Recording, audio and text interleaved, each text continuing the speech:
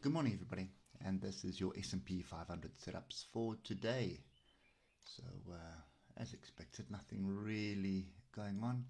I think it's safe to say that we are trying to defend 56.79, and everybody that's holding on for the gap close or trying to get down to the gap close is probably getting a little bit frustrated right now.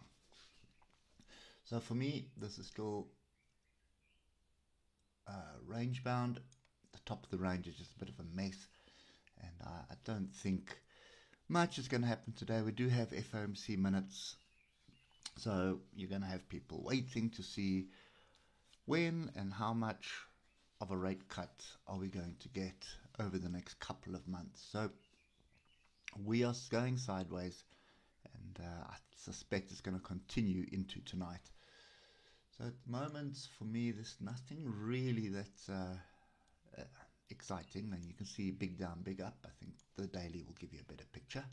And as we mentioned, down, up, down, up, down, up. So that's the pattern.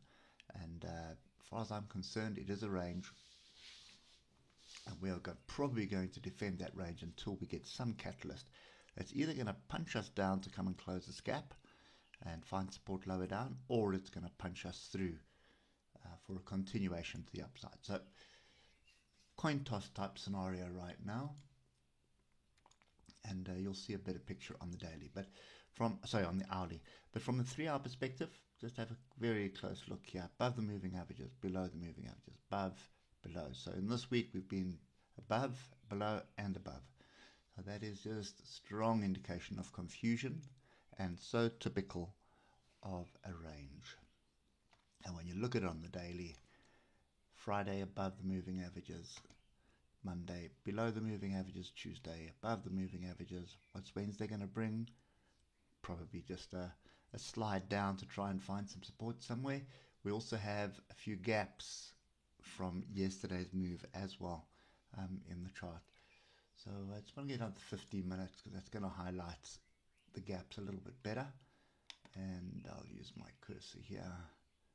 So there's the first one that's glaringly obvious at 57.10. And then you have one all the way down there at 56.98. So 57 is again something that's going to be targeted. There's still one open. No, that's closed, sorry.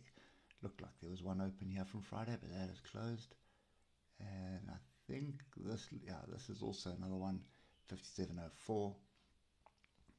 And then there's one right there, 57.39. And that one could probably half a point or so, but anyway, there's a bit of structure here. So I'm not convinced we're going to be going up, and I'm not convinced we're going to be going down, to be honest. So my advice is really just sit this out, wait for FOMC minutes to come out. It comes out late for us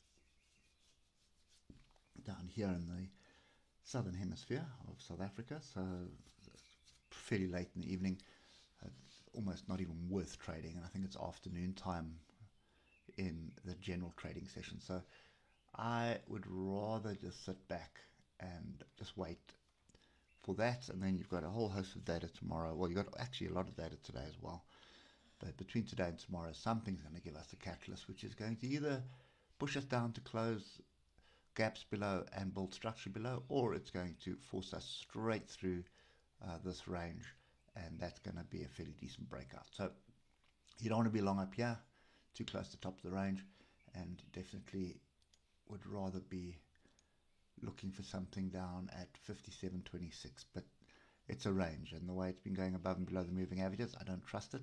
So I'd rather just sit back and wait, and that's kind of what we'll do. So hope it helps you, and we'll catch up with you tomorrow morning. Cheers for now.